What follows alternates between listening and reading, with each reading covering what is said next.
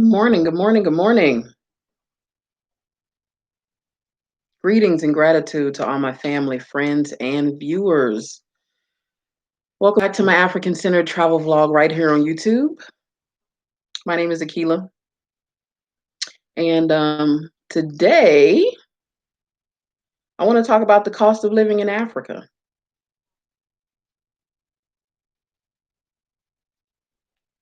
Yep. Give me just a second.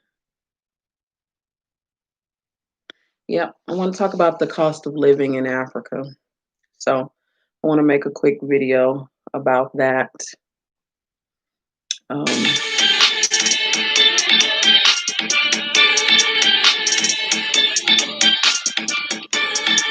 don't know if you can hear that, but that is my intro I've been working on.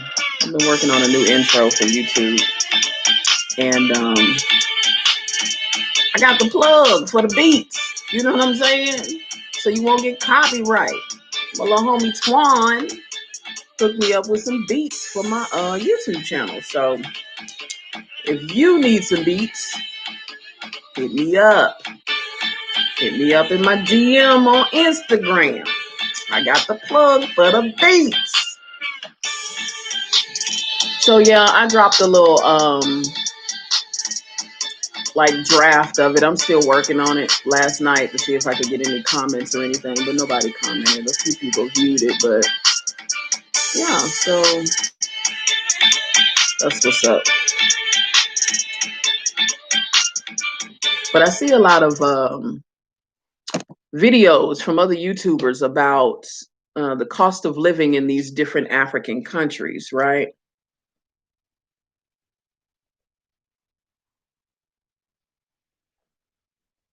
Oh, my hair ain't never been long enough to get in my cup. That's new. So I see a lot of YouTubers making videos about, you know, what the cost of living is for different African countries. And so I wanted to kind of put my 2 cents on what I think about trying to figure out your financial affairs and what that looks like as far as coming up with a plan for expatriation. I see a lot of videos on, you know, how much food costs in an African country, transportation, housing, things of that nature. And so even though those things are important, the missing piece of the puzzle is figuring out how your tax obligation as American comes into play with figuring out your cost of living abroad. You know, I've said in videos before, and I'll link a few of those videos to this video, you know, something above or at the end card or whatever, just in case you missed it. But I've talked before about our obligation, our tax obligation as Americans trying to relocate.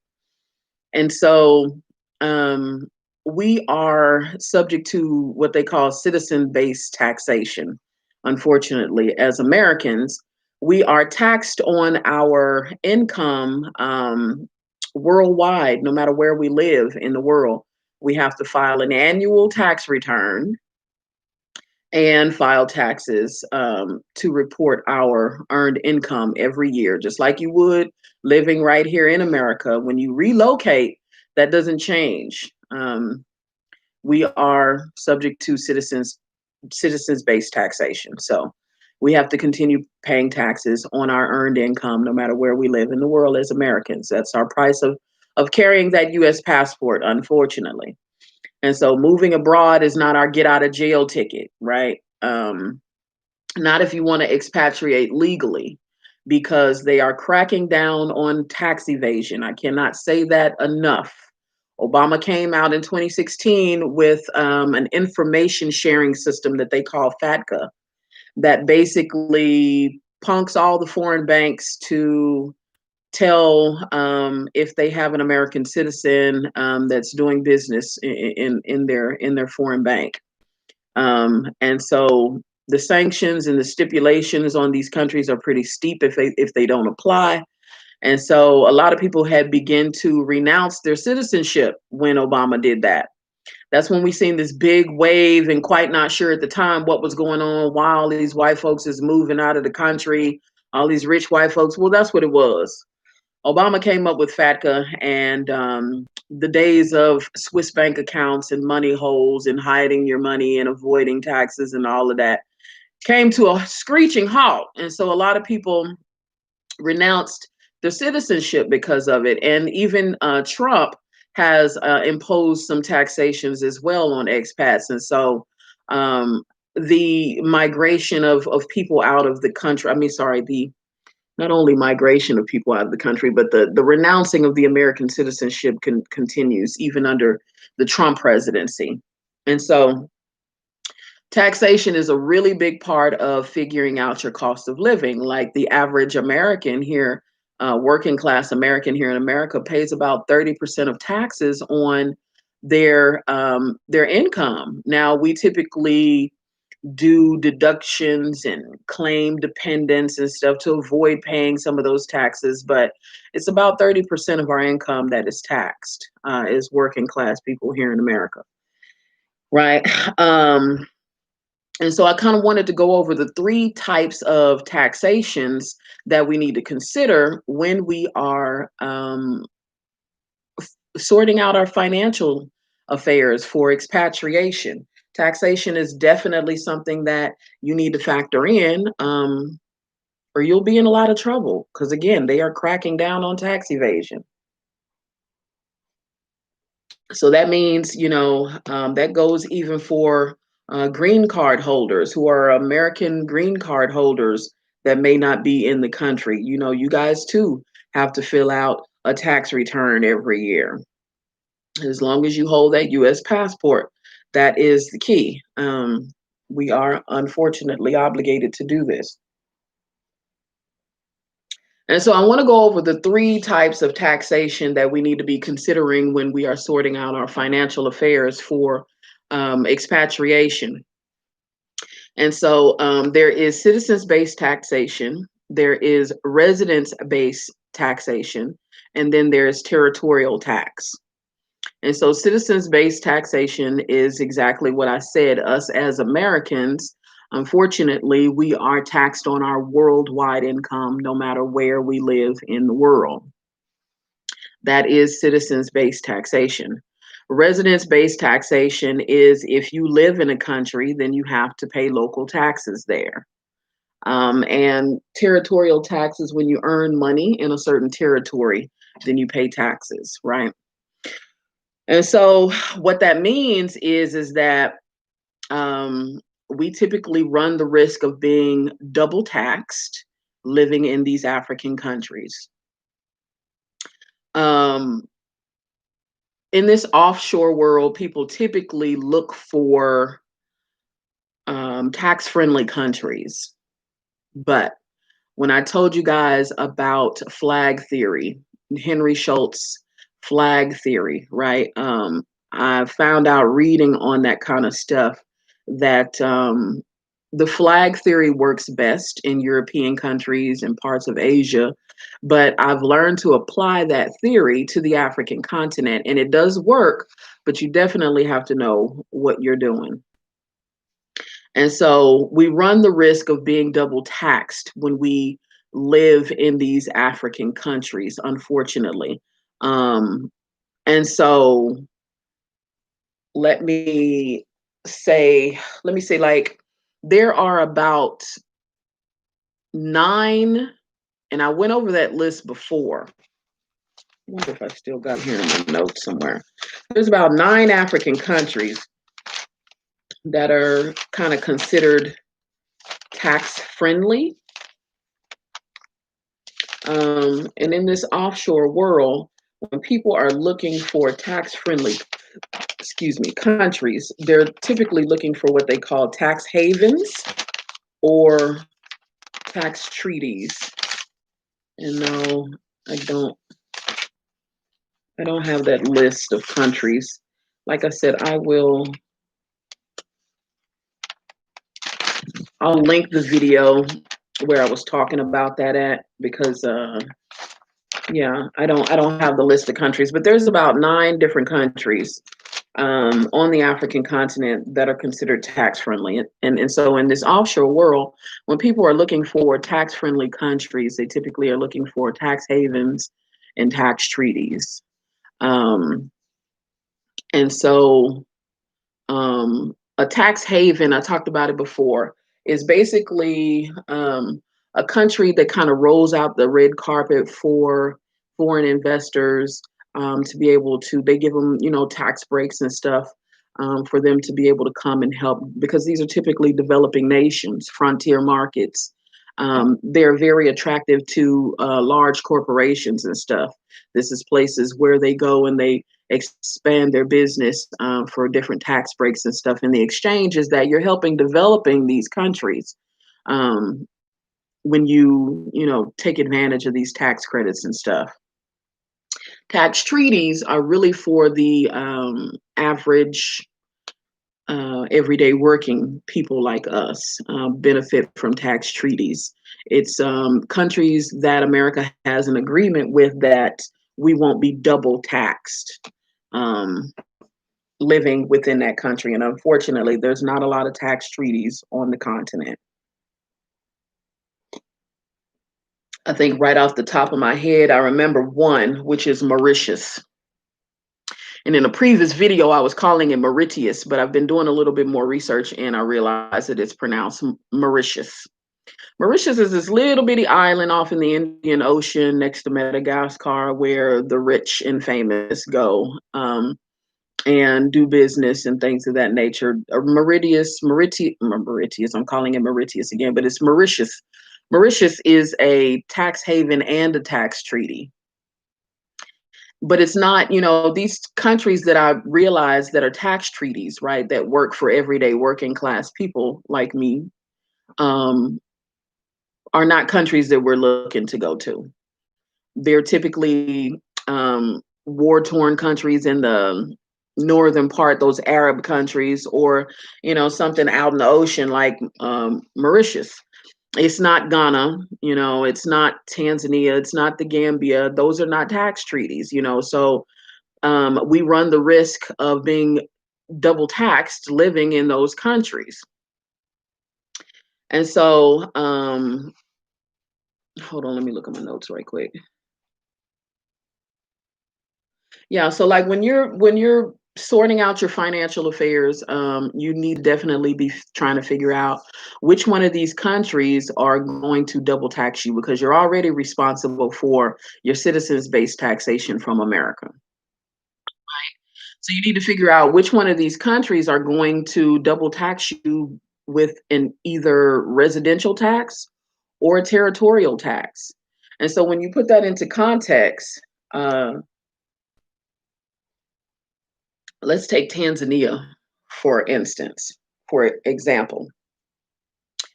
Um, if you're looking to relocate and you're on a path to citizenship, you've chosen a country that you feel like you want to become a citizen in this particular country. When you're sorting out your financial affairs, you have to figure out, okay, well, does this country allow dual citizenship?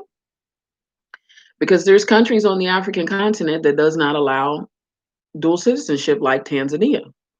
Um, Tanzania, you have to renounce your American citizenship in order to become a citizen there. And that's after a 7 to 10 long years of naturalization process.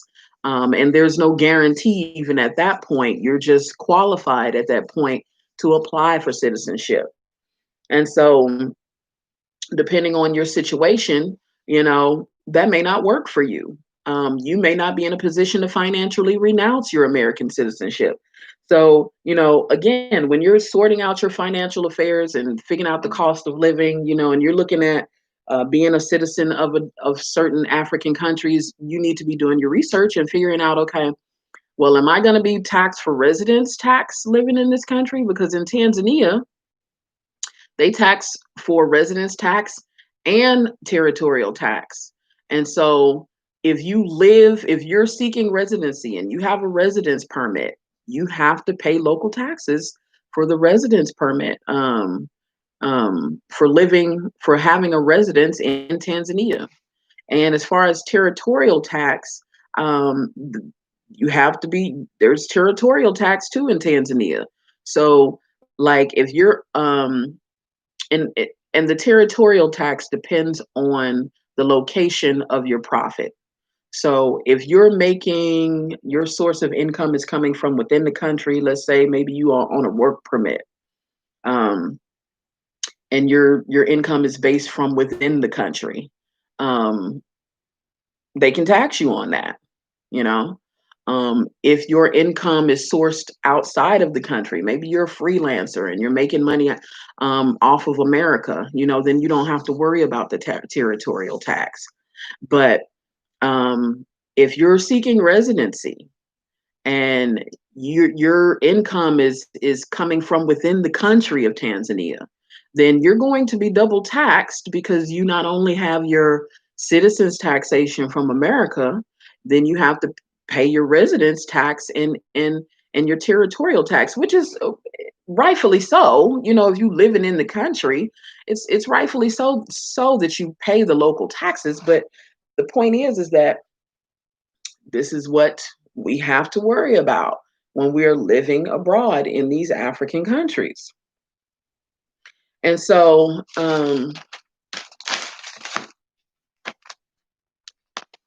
because, sorry, give me a minute, I'm reading over my notes again. Yeah. So in Tanzania, you have to worry about the residential tax and the territorial tax. And so we wind up being subjugated to double taxation, unfortunately, in countries like that. And so the big part that we need to really think about too is that for the most part, there are no jobs in Africa, right? So when you're sorting out your financial affairs, you need to be mindful that you're not going to go to Africa and find a job more than likely. Now, are there exceptions to the rule? Probably, but for the masses, um, we're not going to leave America and go find a job in Africa for several different reasons. You know, the money that you would make is going to be substantially lower. You know, it's based off of the local economy there. So it's going to be substantially lower than what you're used to making coming from the US. So, like me, a nurse, there's no way that I would try and go to an African country and get a job as a nurse. Like, let's take Ghana, for instance. The nurses there make like 2,000 Ghana a month. 2,000 Ghana, I'm not gonna do the calculations right now. The point is that it ain't no money. It ain't no money. And literally, like the population all across the African country is over 50% of the population in Africa is young, black, and unemployed.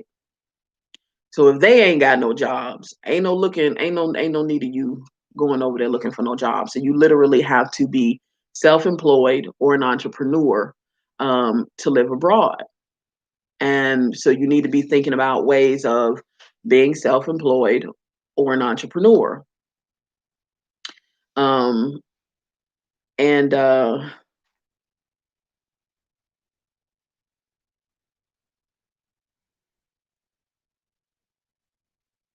Yeah, because your savings will definitely run out soon.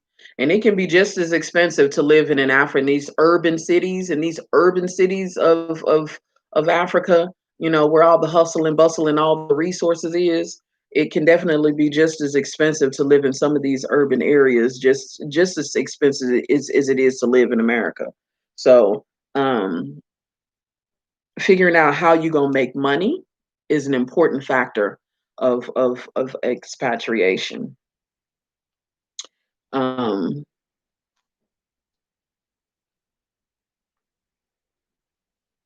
Now, there is a way to, just like you would when you file taxes here in the States, and you would look for deductions and claim your dependents, and you look for ways to avoid paying high taxes you would do the same thing living abroad.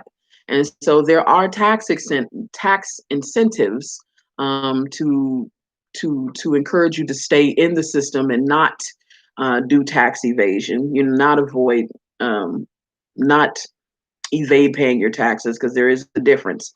And tax avoidance is legal. Tax evasion is illegal. And so when you're trying to avoid paying some of these high taxes, there are things like the foreign earned income exclusion that you can file for, um, which basically says that you can qualify to exclude your foreign income that's like under $200,000. Um, then there's also the foreign housing exclusion, where they will help um, credit you for your housing while living abroad. You know, so there is tax breaks available. And if you combine those with living in tax treaties or tax havens, you know, you can really come up with little to no taxes at all to live abroad. But that definitely requires you to have some experts in the industry. Um, your mom and pop type tax preparers are not going to do it for this type of situation. Your H&R Blocks, your Jackson Hewitts, your mom and pop tax preparers are not going to be able to handle your international tax affairs. It is best that you get a tax attorney.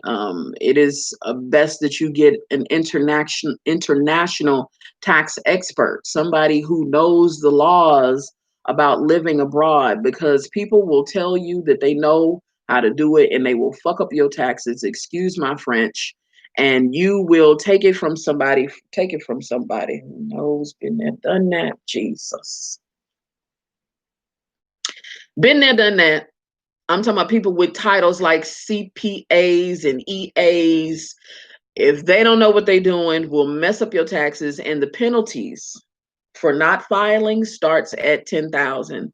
And filing wrong, the penalties is just as steep, right? So you definitely need somebody who is well versed on the subject.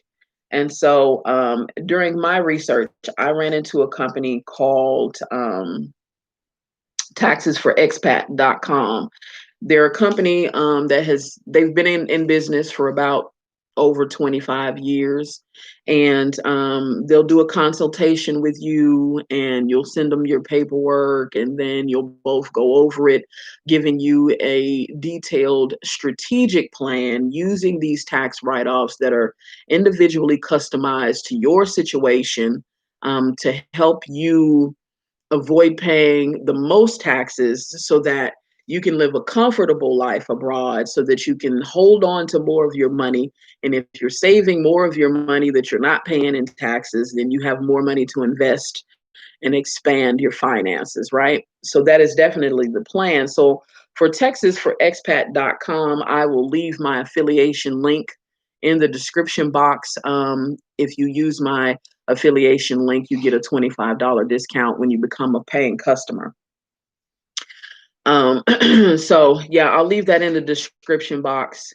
Um, and also I wanted to recommend, when you're expatriating, you'll find that you might have quite a bit of problems with banking, right? And so like for myself, I don't bank with big banks like Bank of America, Chase, and things of that nature. I bank with little small Black-owned banks, and they have a lot of restrictions because they're so small. And so I've already been kind of discussing with my bank, and you know, for the times that I'll be on the continent, and they're already letting me know that there's going to be some issues, right? So I went and got me an international um, banking account. And so that's what I would suggest. Until you get to the continent, figure out which country you're going to. You know, sorting out your financial affairs, unfortunately, does not stop. They continue once you get on to the continent, because you have to figure out where you're going to live, how long you're going to be there, the banking systems, and all of that. And so, until you can completely sort out your financial affairs, then I would suggest that you get an international banking account where you're not subjected to a lot of the fees and stuff that you would be, because if you're still using your banking account from America, you can be subjected to a lot of fees, ATM fees. If you no longer have a payroll going into that account, they can be charging you a maintenance fee. Like, there's just a lot of fees and stuff that I hear people complaining about on the continent as far as banking goes. And so you need an international banking account for that. Now, I want to suggest SoFi. SoFi was really easy for me. And I'll also leave my affiliate link for them in the description box, because you get a $50 welcoming bonus when you sign up with my affiliation link. And if you can open the account with about $500, you get a $50 welcoming bonus, and you don't have to pay any maintenance fees, any ATM fees, and they're already used to dealing with travelers, and so you don't even have to call and report that when you're traveling. It's a better banking situation, and so yeah, I want to give you guys a tip on that. So I think that's pretty much all I have for today. So let's kind of recap right quick. When you're figuring out your cost of living on the African continent, you definitely need to figure out, um, you need to be figuring your citizens-based taxation, if there's a residence-based taxation, and if there's territorial tax in that particular African country, because you'll be subject to double taxation living in these African countries.